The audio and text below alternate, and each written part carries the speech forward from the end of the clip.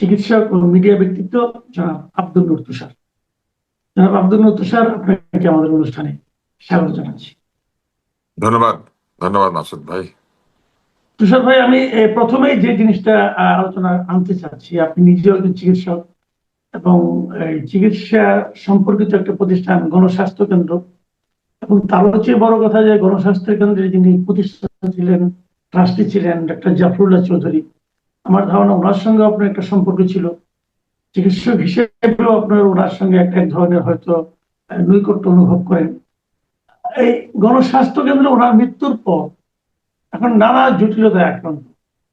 এর মধ্যে আজকে দেখলাম যে একটা জাতীয় দৈনিকে কালের কণ্ঠে একটা বিশাল রিপোর্ট ছাপা হয়েছে, অনুসন্ধানী রিপোর্ট। সেই রিপোর্টটা যেটা শিরোনাম হলো রিজওয়ানার থাবায় গণস্বাস্থ্য। আমার ধারণা এই রিপোর্টটা আপনি দেখেছেন অথবা চোখ বোলানোর সময় পেয়েছেন। এখানে যে জিনিসগুলো দেখা যাচ্ছে যে রিজওয়ানা হাসান মানে প্রতিষ্ঠাতা ট্রাস্টি যিনি জীবিত মধ্যে একজন আছেন, ডক্টর নাজিমউদ্দিন আহমেদ, নিমুক্তিযুদ্ধ ছিলেন, ওনাকে জোরপূর্বক সরিয়ে দিয়েছেন এবং নিজেরাই নিজেদেরকে ট্রাস্টি হিসেবে অনুমোদন দিয়েছেন। তারপরে আগে যাদেরকে জাফরুল্লাহ সাহেব মানে দুর্নীতির দায় যাদেরকে বের করে দিয়েছিলেন, তাদেরকেও ট্রাস্টি বোর্ডের সদস্য করেছেন। এই যে পুরো ঘটনাটা, আপনি এটাকে কি বলবেন? আমরা জাফরুল্লাহ ভাইকে জাফরুল্লাহ ভাই বলতাম, যদিও বয়সে তিনি আমার চাইতে অনেক বড়। মুক্তিযোদ্ধা ছিলেন এবং আমাকে অনেক স্নেহ করতেন। এই স্নেহের কারণ আমি জানি না, হয়তো ডাক্তার হিসেবে অথবা বিভিন্ন কাজে তিনি আমাকে যেহেতু দেখতেন, তিনি আমাকে খুবই স্নেহ করতেন। আমরা বহুবার আমাদের দেখা সাক্ষাৎ হয়েছে এবং আমি তার ইন্টারভিউ করেছি। আউটস্পোকেন মানুষ, সরল সোজা কিন্তু খুব সাহসী। এবং আমি গণস্বাস্থ্যের যে বিশ্ববিদ্যালয় সেখানে গিয়েছি, গণস্বাস্থ্য কেন্দ্রে গিয়েছি। ঢাকায় যে গণস্বাস্থ্য কেন্দ্রের যে ভবনটি রয়েছে সেখানে আমি গিয়েছি। একটা হাসপাতাল আছে ধানমন্ডিতে, আপনি নিশ্চয়ই জানেন। অতি সস্তায় ডায়ালিসিস হয়, অত্যন্ত কম খরচে চিকিৎসা হয়। এখন এই প্রতিষ্ঠানটি একটি আমি বলবো যে বৈপ্লবিক প্রতিষ্ঠান, কেননা গণস্বাস্থ্যের এই প্রতিষ্ঠানের অধীনে বিশ্ববিদ্যালয় আছে, হাসপাতাল আছে, গণস্বাস্থ্য কেন্দ্র আছে, ফার্মাসিউটিক্যালস আছে এবং গণস্বাস্থ্য কেন্দ্রের এক মেডিকেল কলেজ আছে। হ্যাঁ, সমাজ ভিত্তিক মেডিকেল কলেজ।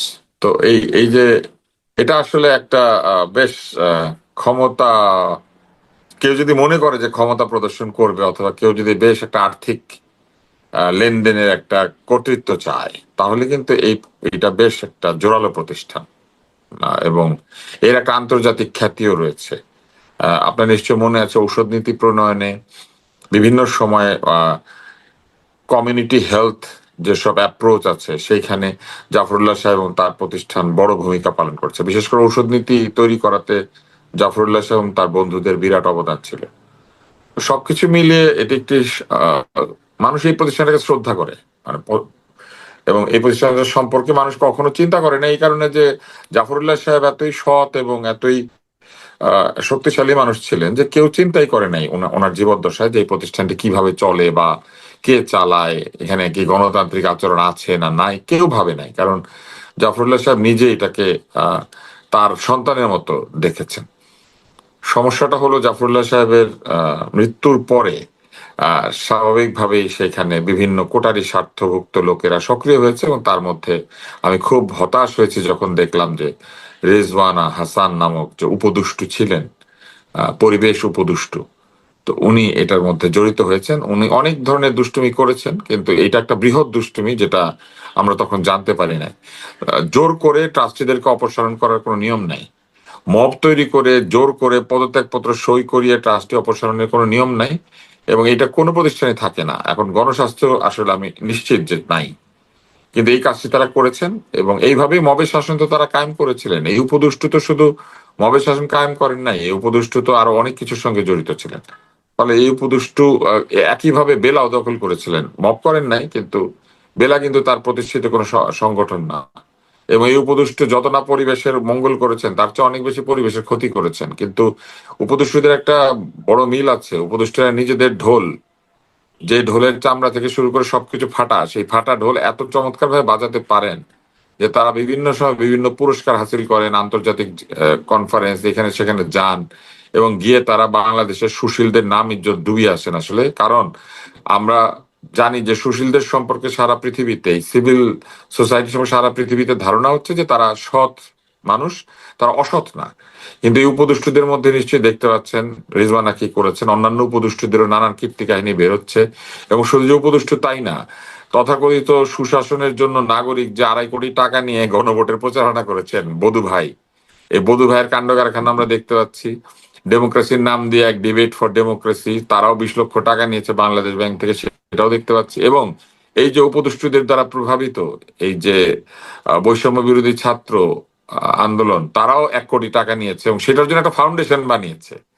মানে শয়তানির যত ধরনের দুর্নীতির যত ধরনের প্রক্রিয়া আছে এগুলি তারা অত্যন্ত ছোট বয়সে তারা রপ্ত করেছে। যে টাকা নেওয়ার পদ্ধতি কি, যেহেতু তারা এই ছাত্র আন্দোলনের নামে টাকা নিতে পারবেন না, তারা একটা ফাউন্ডেশন রেজিস্ট্রি করিয়ে ফেলেছেন।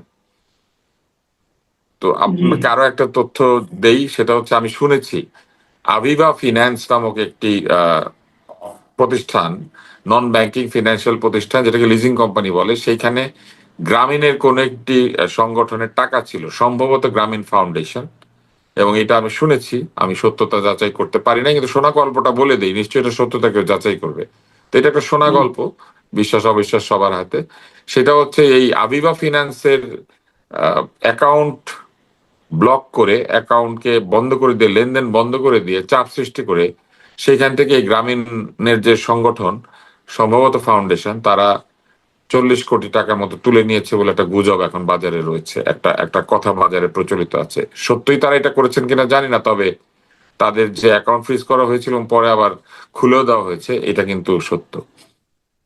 তো ডক্টর ডক্টর মোহাম্মদ ইউনূস আমাদের প্রধান উপদেষ্টা, তিনি তার সংগঠনের টাকা ঠিকই মানে ঘাড়ে চাপ দিয়ে আদায় করেছেন বলে এখন লোকমুখে শ্রুত হচ্ছে, কিন্তু তিনি আমানতদারদের 1টি টাকাও ফেরত দেওয়ার ব্যবস্থা করেন নাই। আরো বহু নন ব্যাংকিং ফিনান্সিয়াল ইনস্টিটিউটে বহু আমানতদারের টাকা ছিল, সেখান থেকে 1টি টাকাও দেন না। এবং বাংলাদেশ ব্যাংক আহ এই তাদের তদারকিতে ব্যর্থতা, ঘুষখোর অফিসারদেরকে পাঠিয়ে তদারক করার কারণে এই প্রতিষ্ঠানগুলি যে লাগাম ছাড়া হয়ে গিয়ে এই ধরনের আর্থিক দুর্নীতি করলো, সেই বাংলাদেশ ব্যাংকও আমানতদারদের 1টি টাকাও ফেরত না দিয়ে বধু ভাইকে 2.5 কোটি, কিরণ ভাইকে 20 লক্ষ, এবং ওই কি যেন রাশেদ নাকি কি যেন নাম, রিশাদ না রাশেদ কি যেন নাম, তাদেরকে আরো 1 কোটি, এগুলা যে দিয়েছে এগুলো তো উপদেষ্টাদের দুষ্টুমির অতি সামান্য অংশ। তো রেজওয়ানা যেটা করেছেন এটা একটি অত্যন্ত উন্নত মানের উপদুষ্টুমি। এবং আপনি বলতে চাচ্ছেন যে গণস্বাস্থ্যকে ধ্বংস করতে উনি মাঠে নেমেছেন? হ্যাঁ, গণস্বাস্থ্যকে ধ্বংস না, এই ধরনের কাণ্ড কারখানা করলে গণস্বাস্থ্য ধ্বংসের মুখে যাবে। এবং গণস্বাস্থ্য কিন্তু ডক্টর মোহাম্মদ জাফরুল্লাহর জীবদ্দশাতেই শেষের দিকে এসে নানান ধরনের কোটারি স্বার্থের লোক তার অসুস্থতার সুযোগ নিয়ে সেখানে নানান কাণ্ড কারখানা করছিল। তাদের বিশ্ববিদ্যালয়টাতে গেলে ঠিক মতো যদি আপনারা খোঁজ নেন, দেখবেন সেখানে অনেক অনিয়ম আছে। সেইখানে বহু অযোগ্য লোক শিক্ষক হয়ে বসে আছেন এবং বহু মানুষ আছেন যাদের শিক্ষক হওয়ার ক্রাইটেরিয়া নাই, তারাও শিক্ষকতা করছেন। তো এইরকম একটি অবস্থা আগে থেকে তৈরি হয়েছিল, কারণ ডক্টর জাফরুল্লাহ একদম শেষের দিকে এসে, তার জীবনের শেষের দিকে এসে বেশ অসুস্থ, রেগুলার ডায়ালিসিস করতে হইতো তার। তিনি কোভিডও আক্রান্ত হয়েছিলেন, আপনার নিশ্চয় মনে আছে। তিনি আরো কিছু মানে মরবিড ডিজিজে আক্রান্ত ছিলেন, ফলে তার পক্ষে একেবারে শেষের দিকে এসে সবকিছু তদারক করা কঠিন হয়ে গিয়েছিল। ফলে একটি ভঙ্গুর প্রতিষ্ঠানে হয়ে যাচ্ছিল। এবং আমি মনে করি যে সরকারের অতি দ্রুত এই গণস্বাস্থ্য হস্তক্ষেপ করা উচিত এবং সেখানে সৎ এবং ভালো চিকিৎসক অথবা চিকিৎসাবিদ্যা বোঝেন, চিকিৎসা প্রতিষ্ঠান চালানোর অভিজ্ঞতা আছে এবং এই ধরনের বিষয়ে অভিজ্ঞতা আছে অথবা বোঝেন এমন লোককে সেখানে নিয়োগ দেওয়া দরকার বা নিযুক্ত করা দরকার। জি, আমরা এখন এই যে আলোচনাটা আমাদের সংসদে প্রায় প্রতিদিনই হচ্ছিল, যে আমাদের সংবিধান সংশোধন কিভাবে করতে হবে, এবং যেটা নিয়ে শুরুতেই বিরোধ ছিল যে সংবিধান সংস্কার পরিষদের সদস্য হিসাবে বিএনপি দলীয় সদস্যরা শপথ নিলেন না। তো এখন তাহলে সংবিধান সংশোধন কিভাবে হবে, নাকি একটা একটা করে আসবে নাকি হবে, এরকম অনেকগুলি প্রসঙ্গ কিন্তু আসছে। আজকে দেখলাম যে আইনমন্ত্রী প্রস্তাব করছে যে সংবিধান সংশোধনের লক্ষ্যে জাতীয় সংসদের একটা বিশেষ কমিটি গঠন করা, এবং এই কমিটি গঠনের যে প্রস্তাব করেছেন তিনি বলেছেন যে এখানে বিরোধী দলের পক্ষ থেকে 5 জনের নাম দেওয়ার আহ্বান জানিয়েছে। তবে সংসদ বিরোধী দলের নেতা যিনি আছেন শফিকুর রহমান, তিনি বলেছেন তাদের এই কমিটি গঠনের ক্ষেত্রে একটা ধারণাগত ভিন্নতা আছে, তারা নিজেরাই আলোচনা করে পরে তাদের সিদ্ধান্ত জানাবে। এই যে সংবিধান সংশোধনের লক্ষ্যে একটা বিশেষ কমিটি গঠনের প্রস্তাব, এটাকে আপনি মানে কিভাবে দেখছেন? আমি মনে করি না যে এটা কোনো প্রয়োজন আছে। এটা আসলে বিরোধী দল যেহেতু অনেক হম্বিতম্বি করছে, আমার ধারণা যে সরকারি দল সেই কারণে একটা কমিটি তৈরি করে দিয়ে বিষয়টাকে আলোচনায় পাঠিয়ে দিচ্ছে, যাতে আলোচনা চলতে থাকে। 2-3 মাস 4 মাস আলোচনা চলবে, ধীরে ধীরে এই আলোচনার মধ্যে দিয়ে সংশোধনের দিকে বেশি এগিয়ে যাবে এবং ওই সংস্কার পরিষদ তৈরি এগুলো পিছিয়ে যাবে এবং এটা হবে না। এবং এটা হোক, এটা যদি বিএনপি চাইতোই তাহলে তো বিএনপি শপথ টপথ নিয়ে এই ব্যাপারটাকে অসাংবিধানিক ভাবে একটা সাংবিধানিক ঘটনা ঘটিয়ে ফেলতো। তো বিএনপি সেটা করে নাই, আমি মনে করি ঠিকই করছে। কেননা আহ, সংস্কার ঠিক আছে, শব্দটা সুন্দর, কিন্তু সংস্কারের নামে আপনি সংবিধানে যদি মৌলিক পরিবর্তন আনতে চেষ্টা করেন, যে মৌলিক পরিবর্তন আসলে সংবিধান নিজে অ্যালাউ করে না, এরকম কাণ্ড কারখানা করতে গেলে তো আসলে এই দায় দায়িত্ব বিএনপি কেন নিবে? আর এটা তো কোর্টে যাওয়ার মতো একটা অবস্থা তৈরি হবে। আর এই সংস্কারের নামে যে আদেশ নির্দেশ উপদেশ প্রধান উপদেষ্টা এবং তার লোকেরা জারি করেছিলেন, সেখানে একটা অদ্ভুত কথা আছে যে জুলাই সনদ, জুলাই এসবের ব্যাপার নিয়ে কোনোদিন আদালতে যাওয়া যাবে না। পৃথিবীতে কোনো দেশ নাই যেখানে আদালতে যাওয়াকে মানে বন্ধ করে দিয়ে একটা আইন বানানো হয়। আদালতে যাওয়া বন্ধ করে আইন বানানো মানেই হচ্ছে ওইটা একটা খারাপ আইন। তো কেউ আদালতে যেতে পারবে না এরকম কথা বলার মানেই হচ্ছে যে এটা নিয়ে আদালতে যাওয়ার সুযোগ ছিল, ওনারা রাস্তা আটকে দিচ্ছেন। তো অতএব এইখানে অনেক ঘাপলা আছে। এই ঘাপলাতে আরেকটা বড় বিষয় হচ্ছে 12 সদস্যের কমিটি হবে, তো 5 জন বিরোধী, ফলে ভোটাভুটিতে সরকারি দল সবসময় জিতবে। এই কমিটিতে আসলে আলোচনা হবে, কিন্তু ভোটে গেলে কিন্তু বিরোধী দল কোনোদিন জেতার সম্ভাবনা নাই, যদি না সরকারি দলের কেউ ভিন্ন আচরণ করেন আর কি। অতএব এগুলা আমার মনে হয় এগুলা এইসব সময় নষ্ট না করে সরকারের উচিত সরাসরি বলে দেওয়া যে এগুলো হবে না আর এগুলো হবে, এবং তারপর যা খুশি করেন গিয়া রাস্তায়। আহ জামাতের সভাপতি এনসিপি কে কোলে নিয়ে কত দূর যেতে পারবেন এটা এখন মানুষ বুঝতে পেরেছে। যাওয়ার সম্ভাবনা থাকলে তারা ক্ষমতার কাছেই পৌঁছায় যেতেন। অতএব এইগুলা বিবেচনায় না নিয়ে বরং এখন যে তেলের ক্রাইসিস, খাদ্যের আশু খাদ্যের সমস্যা, ভোজ্য তেলের সমস্যা এবং অন্যান্য যে অর্থনৈতিক ক্রাইসিস আছে, সেগুলি মোকাবেলা করা বেশি দরকার।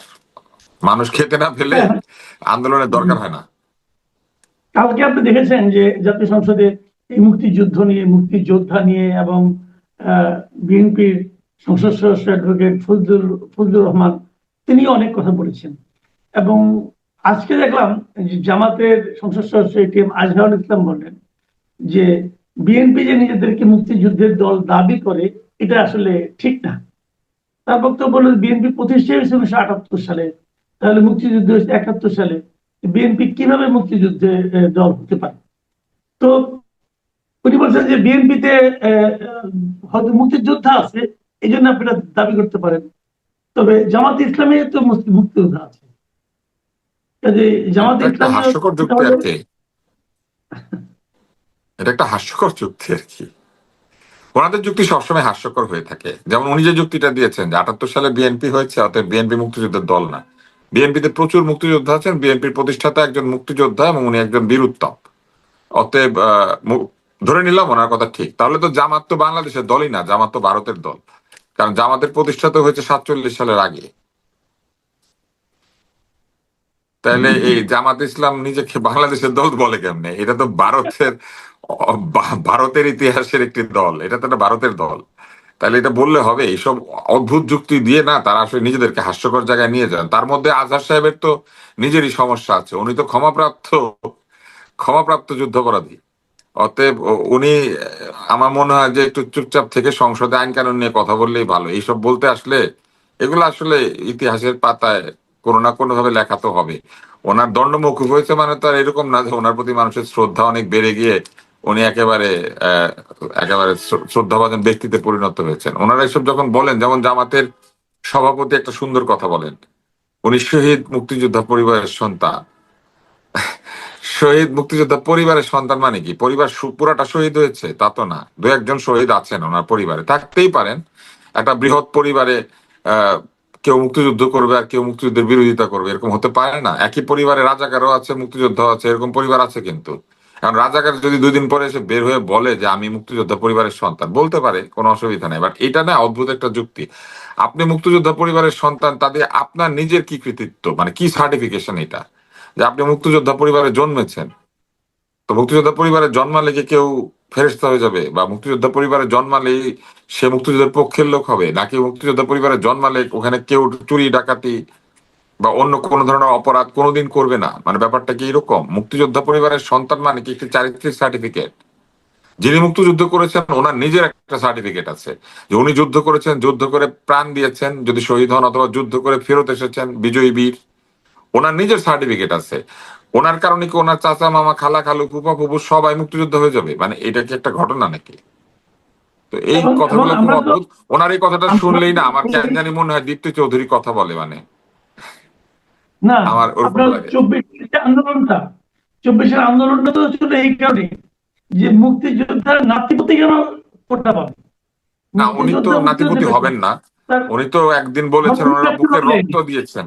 ওনারা তো বলেছেন যুদ্ধে নাকি উনি একবার যুদ্ধ করেছেন, ওনার একটা বক্তৃতা আমি শুনেছি, ওখানে যুদ্ধ করেছেন, বুকের রক্ত দিয়েছেন, এটা বলেছেন। কোন দেশের জন্য রক্ত দিয়েছেন এটা অবশ্য বলেন নাই। বলেছেন আমরাও যুদ্ধ করেছি, আমরা বুকের রক্ত দিয়েছি, উনি এরকম বলেন টলেন। আমার কাছে ভালোই লাগে। আমি দেখলাম একটা বক্তৃতা উনি বলেছেন যে এপিজে আব্দুল কালাম উনি নাকি লেখাপড়া করেন নাই, মানে ওনার ডিগ্রি টিগ্রি ছিল না। উনি কোথা থেকে কি বই টই পড়েন, আমার মনে হয় একদিন যদি আসতেন, ওনাকে আমি একটা কাজ করতে বলবো, বিশ্ব সাহিত্য কেন্দ্রে এসে কিছুদিন লাইব্রেরিতে কাটাতে বলবো, তাহলে অন্তত ইতিহাস ভূগোল ইত্যাদি সংক্রান্ত যে ওনার কিছু কিছু একটা ধারণা আছে আর কি। ওনার তো আসলে এক ধরনের দৈব ধারণা আছে আর কি। উনি হয়তো কোথাও বসেছিলেন কোনো গাছের নিচে, এই তথ্যগুলি পেয়েছেন, আকাশ থেকে পড়েছে টুক করে। তো এটা না করে বিশ্ব সাহিত্য কেন্দ্র অথবা পাবলিক লাইব্রেরি অথবা ঢাকা বিশ্ববিদ্যালয় লাইব্রেরি এইসব জায়গাতে কিছুদিন সময় কাটালে আমার মনে হয় ভালো হতো আর কি। কথায় কথায় যে মুক্তিযোদ্ধা পরিবারের সন্তান, এই কথাটা শুনতে ভালো লাগে না। উনি বলে না কেন আমি মুক্তিযুদ্ধ করেছি? মানে ব্যাপারটা কেমন জানেন, আমার আব্বা মুক্তিযুদ্ধ করেছেন অতএব আমি এক ফেরেশতা, ব্যাপারটা এরকম না কিন্তু আসলে। এইসব যুক্তিগুলি আমার কাছে খুব অবাক লাগে আর কি। এতদিন পরে জেনজিদের জমানায় এসে ওনারা এইসব যুক্তি দেন। আর ওখানে আরো মজা লাগে যে হাসনাত আব্দুল্লাহ নাহিদ এরা বসে বসে এগুলো আবার দেখে। এরা না কত বড় বড় স্লোগান দিয়েছিল, মুক্তিযুদ্ধের বাংলায় বৈষম্যের ঠাঁই নাই, বঙ্গবন্ধুর বাংলায় কি কি জানি দিয়েছিল না? হম। এদেরকে দেখে আমার বেশ আগে যেতে হাসি পায়। আমার বেশ হাসি পায়। মানে মানুষ তো ধরেন দীর্ঘ অভিজ্ঞতায় রাজনৈতিক ঘাত প্রতিঘাতের মধ্যে দিয়ে স্মৃতিশক্তি হারায়, কিন্তু আমি দেখলাম যে এরা 5ই আগস্টে 3 দিন আগে স্মৃতিশক্তি হারিয়ে ফেলেছে। 2 তারিখে এই স্লোগান দিয়ে 5 তারিখে তারা ভুলে গিয়েছে। তো এইসব স্লোগান কেন দিয়েছিল? এগুলো কি মিথ্যা ছিল, নাকি এগুলা ভুয়া ছিল, নাকি এগুলো ওই ধরনের আর কি, যে আমরা মুক্তিযুদ্ধের স্লোগান দেওয়া বিপ্লবী? ব্যাপারটা কি আমি জানি না আসলে। বিরক্ত লাগে জানেন মাঝে মাঝে এগুলা আমরা দেখলে। একদম অনুষ্ঠানের শেষ পর্যায়ে চলে এসেছি। আমি একটা ঘটনা নিয়ে একটু আপনার দৃষ্টি আকর্ষণ করতে চাচ্ছি। এটা হলো যে আমরা তো মানে সবসময় বলি একটা মানবিক রাষ্ট্র কায়েম করার জন্য, কিন্তু আজকে একটা জিনিস দেখলাম যে বরিশালে একজন নিষিদ্ধ ঘোষিত সংগঠন ছাত্রলীগের একজন নেতা, উনি অনেকদিন ধরে কারাগারে আছেন এবং কারাগারে থাকাকালীন ওনার পিতার মৃত্যু হয়েছে হৃদরোগে আক্রান্ত হয়ে। এবং উনি লাশ দেখার জন্য প্যারোলে মুক্তির জন্য আবেদন করেছেন, কিন্তু শেষ পর্যন্ত আজকে প্যারোলে মুক্তিটা পাওয়া হয়নি এবং শেষ পর্যন্ত বাবার লাশটাকে কারাগারে আনতে হয়েছিল। তো প্যারোলের মুক্তির তো একটা রীতি আছে, অনেক বছর ধরে আছে, এরকম নিকট আত্মীয় মারা গেলে দেওয়া। তো এক্ষেত্রেও নানা রকম জটিলতার কারণে এটা হয়েছে এবং আমরা অন্তর্বর্তীকালীন সরকারে আমরা দেখেছিলাম এরকম একজন ছাত্রলীগের লিডার জেলে ছিলেন, তার স্ত্রী সন্তানরা আত্মহত্যা করেছিলেন, তবে তাদের লাশ হয়নি, তাদের কারাগারে দেখানো হয়েছিল। তো এই যে ঘটনাগুলো, এগুলো মানে আজকে কেন ঘটছে সমাজে? আমাদের সিস্টেম অমানবিক আসলে। এবং আমাদের সরকার যাবে, সরকার আসবে, কিন্তু আমাদের সিস্টেম যারা পরিচালনা করেন এরা খুব অমানবিক। এবং এই অমানবিকতা আমাদের রন্ধ্রে রন্ধ্রে প্রবেশ করেছে। এটা তারই একটা নমুনা। আমাদের আমাদের এখানে নাগরিকদের যে অধিকার, সাধারণ মানব মানে মানে মানুষের যে অধিকার, সেটা কোথাও আসলে আমরা পাই না। এবং আমরা যে পাই না, এটা না পেতে পেতে আমরা অভ্যস্ত হয়ে গিয়েছি। একজন ব্যক্তির পিতার মৃত্যু হলে সে আসতে পারবে না, এটা একটা অমানবিক ঘটনা। এবং এই অমানবিক ঘটনাটা ঘটিয়েছে এবং ঘটিয়ে ফেলার পরে এটা সমালোচনা হচ্ছে। এখন দেখবেন অনেকে নানান এটা ব্যাখ্যা দেবে, এটা বলবে, সেটা বলবে, নানান কিছু বলবে। আসলে এগুলোর কোনো ব্যাখ্যা হয় না। অমানবিকতা অমানবিকতায় সেটাই ঘটেছে আর কি। মিথ্যা যেমন মিথ্যা, সত্য যেমন সত্য, সেরকম অমানবিকতা অমানবিকতাই। আমরা তো এটাও দেখেছি অন্তর্বর্তী সরকারের সময় একজন মুক্তিযোদ্ধা তিনি মৃত্যুবরণ করেছেন বার্ধক্যজনিত অসুস্থতার কারণে। তাকে হাসপাতালে নিয়ে আসা হয়েছে হাতকড়া পরা অবস্থায়।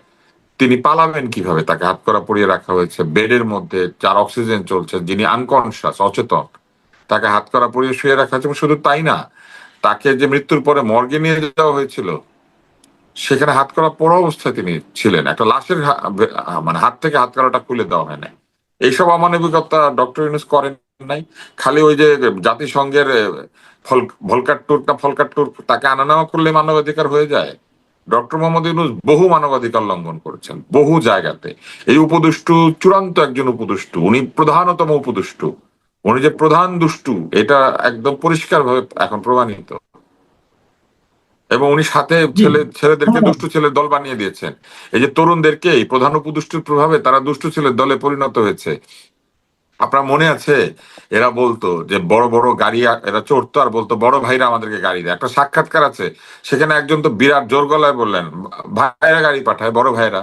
এখন আপনাদের ভাইদের গাড়ি কোথায়? এখন সরকারের গাড়ি চান কেন? এখন কেন করের পয়সায়, জনগণের পয়সায় কিনা গাড়িতে বাতাস লাগিয়ে ঘুরতে চান? দুদিন আগে না আমরা ভিডিওতে দেখেছি প্রাডো গাড়ির মধ্যে এলিয়ে দিয়েছেন, এপিসিতে উঠে পড়েছেন। আমরা দেখিনি আপনারা কার কার গাড়িতে কোথায় কোথায় চড়েছেন। এখন কেন সরকারের টাকায়, জনগণের টাকায় গাড়ি কেনা, অফিস করা? এখন সরকারের টাকা ভাল লাগে, জনগণের পয়সা এখন নিজের পয়সা মনে হয়। বাংলাদেশ ব্যাংক থেকে যেমন 1 কোটি টাকা নিয়েছেন, এখন জনগণের টাকা গাড়ি কিনতে খুব ভালো লাগছে। এরা উপদুষ্টু প্রভাবে চূড়ান্ত উপদুষ্টুতে পরিণত হয়েছে। এরা রীতিমতো দুষ্ট ছেলের দলে পরিণত হয়েছে। এরা মিথ্যুক, এরা মিথ্যা কথা বলেছে। জি, অনেক ধন্যবাদ। অনেক ধন্যবাদ জনাব ডক্টর আব্দুল তুষার।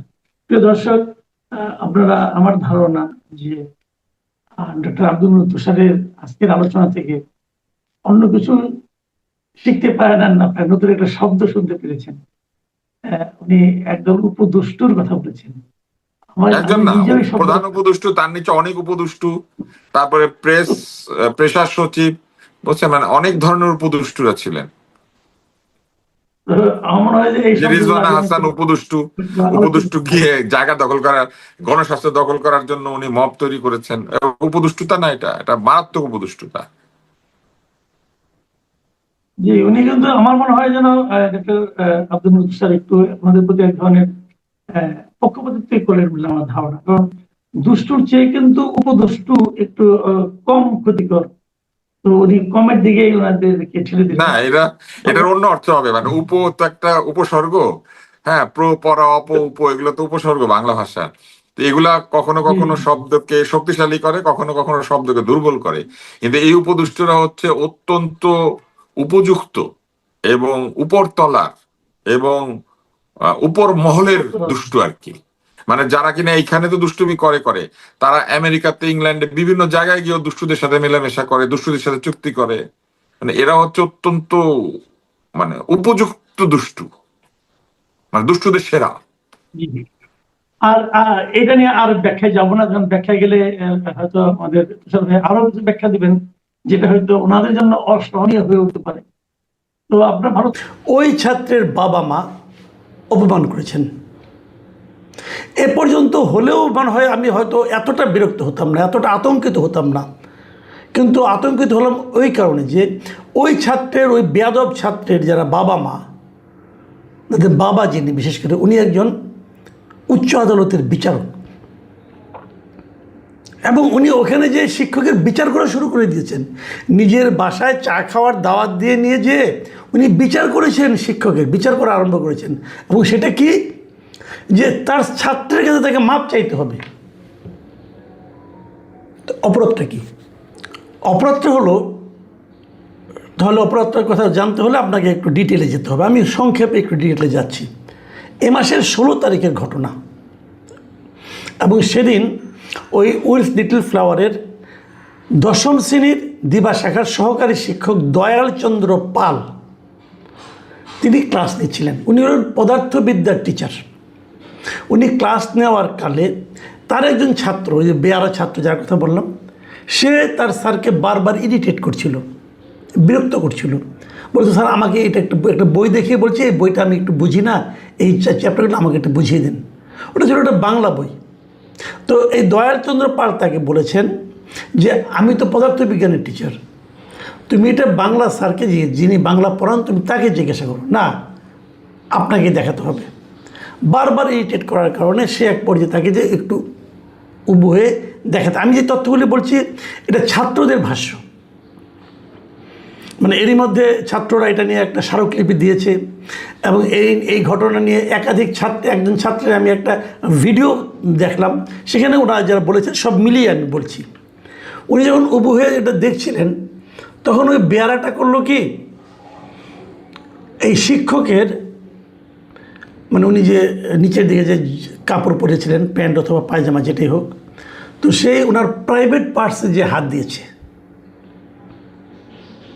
বুঝতে পারেন। মানে আমি এই বিষয়টা না আমি আসলে ভিজুয়ালাইজই করতে পারছি না, এটা কীভাবে সম্ভব।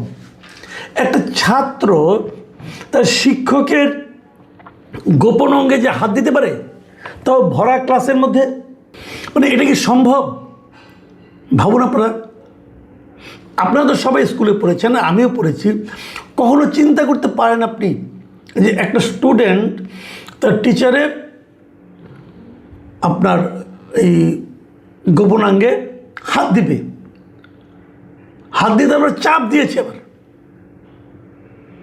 তো শিক্ষক কী করবে তখন? উনি বাধ্য হয়ে ওর পিঠে 3টা চড় মেরেছে, এটা সবাই দেখেছে। এই হলো তার অপরাধ। এবং তারপর তাকে উনি বলেছেন যে তোমার বাবাকে বলো স্কুলে ফোন করতে। অবশ্যই ছেলের এই বেয়ারা আচরণ নিয়ে উনি কিছু বলতে চেয়েছেন হয়তো বা। ফোন তো দূরের কথা, উল্টো তার বাবা, যেহেতু উনি বিচারক, হাইকোর্টের বিচারক, উনি স্কুলকে ফোন করেছেন যেন এই দয়াল সাহেব এবং স্কুলের হেডমাস্টার ওনার বাসায় যায়। হেডমাস্টার সাহেব যাননি, না যে উনি আরেকজন টিচার, বাংলা বিভাগের একজন টিচার মিস্টার নাসিরুদ্দিন এবং দয়ালচন্দ্রকে ওই বিচারপতির বাসায় পাঠিয়েছেন। ওখানে যাওয়ার পর এই বিচারপতি, ওনার স্ত্রী তাকে চরমভাবে অপমান করেছে, গালাগাল করেছে এবং এক পর্যায়ে তিনি বলেছেন যে দয়ালচন্দ্রকে তার ছেলের কাছে, মানে তার শিক্ষার্থীর কাছে মাপ চাইতে হবে। উনি বিচারক, উনি বিচার করেছেন। শিক্ষক তখন ওখানে সরি বলে ওখান থেকে বেরিয়ে চলে এসেছেন। এই ঘটনার পর লজ্জায় অপমানে উনি কদিন স্কুলেও যাননি। কিন্তু ওই ক্লাসের তার যারা ছাত্র ছিল তারা এই বিষয়টাকে সহজভাবে নেয়নি এবং তারা তারপরে কদিনের মধ্যে এটা নিয়ে তারা স্কুলের সামনে মানববন্ধন করেছে এবং এক পর্যায়ে তারা এই বিষয়টা নিয়ে হাইকোর্টে পর্যন্ত গিয়েছে, হাইকোর্টের সামনে মানববন্ধন করেছে এবং সেখানে যেয়ে তারা প্রধান বিচারপতির কাছে স্মারকলিপি দিয়েছে। স্কুলের স্টুডেন্টরা, কিন্তু 22 জন স্টুডেন্ট সেখানে সিগনেচার করছে সেই স্মারকলিপিতে, যারা ওখানে সবাই ছিল। এখন আমার প্রশ্ন হচ্ছে, এ ধরনের ঘটনা কেন ঘটে? প্রথমত সেই ছাত্রের তার যে গায়ে হাত দিল এবং অশ্লীলভাবে যে আচরণটা করলো, এটার জন্য ওই শিক্ষকের কী করণীয়? আমাদের একটা নিয়ম আছে, আমাদের একটা নিয়ম করা হয়েছে যে শিক্ষকরা ক্লাসে স্টুডেন্টকে মারতে পারবে না। ঠিক আছে, কেন মারতে পারবে না? মারতে পারবে না হলো এই কারণে, শিক্ষা বিষয়ক কোনো ব্যাপারে, মানে উনি পড়া শিখে আসেনি অথবা পড়া পারেনি, এই কারণে মারতে পারবে না। কিন্তু এই ধরনের আচরণ যদি কেউ করে, যে নাকি শিক্ষক ছাত্রের সম্পর্কের বাইরে, শিক্ষক ছাত্রের সম্পর্কের মধ্যে কি এটা আছে যে একজন একজনের যায় শরীর ওখানে ওই জায়গায় হাত দিতে পারবে? এটা কি পড়ে না। ভাবুন আপনি একবার, আপনি বাসায় বসে আছেন, কেউ এসে আপনার মানে জননেন্দ্রিয়তে হাত দিল, আপনার গোপনাঙ্গে হাত দিয়ে চাপ দিল, আপনি কী করবেন? আপনি হাসবেন? আপনি বলবেন যে বাবা এটা করো না, এটা বলবেন? নাকি তাদেরকে চর বসিয়ে দেবেন? এই যে প্রাইভেট পার্টসে হাত দেওয়া, এটা সারা দুনিয়াতে একটা অপরাধ, জঘন্য অপরাধের পর্যায়ে পড়ে। এবং যখন এই অপরাধটা কেউ করবে তাকে এটা তো একটা হিউম্যান ইনস্টিংক্ট, মানে একটা তাৎক্ষণিক প্রতিক্রিয়ায় কিন্তু আপনি তাকে একটা চড় মারবেন। আর সেটা ছাত্র, তারপরে ভর ক্লাসে অন্যদের সামনে সে যখন এই কাজ করে, কত বড় বেয়ারা হলে পর, কতটা বখাটে হলে পর, কতটা নিয়ন্ত্রণহীন হলে পর একটা শিশু এরকম করতে পারে। এবং এই যে নিয়ন্ত্রণহীনতা, এই যে বেয়াদবি করাটা, এটা সে কার কাছে শিখেছে? তার বাবার কাছে শিখেছে, তার মার কাছে শিখেছে। সবসময় মনে রাখবেন, একটা স্টুডেন্টের প্রথম শিক্ষাটা হয় ফ্যামিলি থেকে। প্রথম শিক্ষা ফ্যামিলি থেকে। ফ্যামিলিতে সে শিখে যে কী করা যাবে, কী করা যাবে না। তার ফ্যামিলিতে সম্ভবত এগুলি চলে, নাহলে সে এটা শিখলো কোথায়? তো এই বিষয়টা যখন বাইরে এলো, তখন তার বাবা আবার সেই শিক্ষককেই অপমান করার চেষ্টা করলেন, চেষ্টা মানে করলেন আর কি, এবং ছাত্রের কাছে মাপ চাইতে বলেন। এই যে তার যে আচরণটা, এটা কি বিচারক সুলভ আচরণ নাকি মাস্তান সুলভ আচরণ? বিচারক এটা বলতে পারেন? এটা তো লেখাপড়ার বিষয় না রে ভাই। দেখুন, আমি একটা জিনিস বুঝি না, একজন লোক ক্ষমতা পেলে ক্ষমতার সবচেয়ে বড় দায়িত্বটা কি? তাকে খেয়াল করতে হবে আমি যেন ক্ষমতার অপব্যবহার না করি।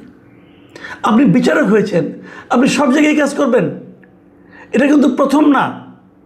আপনাদের মনে আছে, আমি আরেকটা ঘটনা আমি মনে করতে পারলাম যে 2023 সালের কথা। 2023 সালের এরকম মার্চ মাসে বগুড়ায় একটা ঘটনা ঘটেছিল। বগুড়ার একটা গার্লস স্কুলে, সেই গার্লস স্কুলে একটা নিয়ম ছিল যে স্টুডেন্টরাই স্কুলের ক্লাসরুমগুলি পরিষ্কার করবে, এবং সেই স্টুডেন্টরা বাই রোটেশন এক একজন স্কুলের ক্লাসরুমটাকে ঝাড়ু দিবে। তো ওখানে একজন বিচারকের কন্যা ছিল, সেই কন্যা ঝাড়ু দেবে না, তার মা বিচারক, তার মা ছিল বিচারক। উনি অতিরিক্ত জেলা ও দায়রা জজ ছিলেন, ওই ভদ্রমহিলা, ওনার ওই বাচ্চাটার মা, সে দিবে না। এবং এটা এই না দেওয়ার কারণে এটা নিয়ে হইচই, এবং তারপরে সে বাধ্য হয়েছে দেওয়ার জন্য। এবং যখন সে বাধ্য হয়েছে, তখন একটা মেয়ে ওখানে একটু হেসেছিল, এবং এই হাসার কারণে ওই অন্য শিক্ষার্থীরা তাকে নিয়ে একটু কটূক্তি করেছিল। কটূক্তি করার কারণে সেই বিচারক, সেই জেলা দায়রা জজ, সেই মেয়ের মাকে ডেকে তাকে অপমান করেছে এবং তাকে মাপ চাওয়া আছে। এই ঘটনাকে কেন্দ্র করে কিন্তু ওখানে বিশাল আন্দোলন হয়েছিল, স্টুডেন্টরা ওইরকম সবাই রাস্তায় বেরিয়ে এসেছিল, এবং তারপর কিন্তু ওই ইয়েকে জেলা ও দায়রা জজকে, সহকারী জেলা ও দায়রা জজকে ওখান থেকে প্রত্যাহার করা হয়েছিল। অতিরিক্ত জেলা ও দায়রা জজ, তাকে ওখান থেকে কিন্তু প্রত্যাহার করা হয়েছিল। প্রত্যাহার মানে কি? তাকে আরেক জায়গায় পাঠানো হয়েছিল। সে আরেক জায়গায় যে নিশ্চয়ই মাস্তানি করছে, মানে তার স্বভাবটা যেরকম, তার চরিত্রটা যেরকম। তো এরকম লোক যখন বিচারকের দায়িত্বে থাকেন, তখন বিচার বিভাগ নিয়ে মানুষের মনে কি সে আস্থাটার থাকে? সেটা থাকে না। কিন্তু মানুষ, এই লোকগুলি মানুষ ভাবে কি একজন বিচারক উনি এমন একটা চরিত্রের অধিকারী হবেন যার দিকে তাকালে মানুষের শ্রদ্ধায় মাথা নুয়ে আসবে, যার দিকে তাকালে অসহায় মানুষরা একটা আস্থা খুঁজে পাবে, ভাববে আমাকে আর কেউ বিচার করলো না, কিন্তু এই লোকটার কাছ থেকে আমি সুবিচার পাবো। আর তার কাছ থেকে যদি এই আচরণ পাওয়া যায় যে পক্ষপাত দুষ্ট আচরণ, স্বজন প্রীতিমূলক আচরণ, এবং অন্যায় আচরণ, এবং মাস্তানিপূর্ণ আচরণ, তাহলে আর থাকেটা কি? এগুলো কেন হয়? বিচারক নিয়োগের সময় এই জিনিসগুলো কি দেখা হয় না?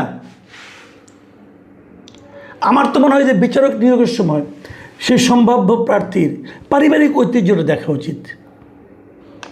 সে কোন পরিবার থেকে উঠে এসেছে, সেই পরিবারের সৌজন্যমূলক আচরণের অভ্যাস আছে কি না, তারা কি ভদ্র পরিবার কিনা, এটা দেখা উচিত। কেবল মেধা থাকলেই হলো না, সেই সঙ্গে তার মধ্যে মানবিক আচরণ আছে কি না, এটাও দেখা উচিত। আমি মনে করি যে আগের জনকে কেবল প্রত্যাহার করে যেরকম পার পাওয়া হয়েছিল, প্রত্যাহার তাকে আরেক জায়গায় বদলি করা হয়েছে, কিন্তু এবারের ক্ষেত্রে আমি এর দৃষ্টান্তমূলক একটা বিচার আশা করি। না হলে কিন্তু এটা চলতেই থাকবে। না হলে এই সমস্ত লোকের এই দাপট আমাদের ক্রমাগত দেখতে হবে। প্রিয় দর্শক, আমরা খুব শিগগিরই এর একটা সুরাহা চাই। আমরা জানতে চাই যে শিক্ষককে, শুনেন একটা কথা মাথায় রাখবেন ভাই, শিক্ষককে যে জাতি অপমান করে সে জাতি কোনোদিন বড় হতে পারে না। আমাদের শিক্ষকদের অনেক লিমিটেশনস আছে, আমাদের শিক্ষকদের মধ্যে অনেক ঝামেলাও আছে, কিন্তু তার মানে এই নয় শিক্ষককে আপনি অপমান করবেন এভাবে অন্যায়ভাবে এবং তারপর আপনি ভাববেন যে আমরা ঠিক কাজটা করলাম। এটা ঠিক কাজ হচ্ছে না। আমি মনে করি আপনি আমি যে যেখানে আছি এই ব্যাপারে সবারই সোচ্চার হওয়া উচিত। প্রিয় দর্শক,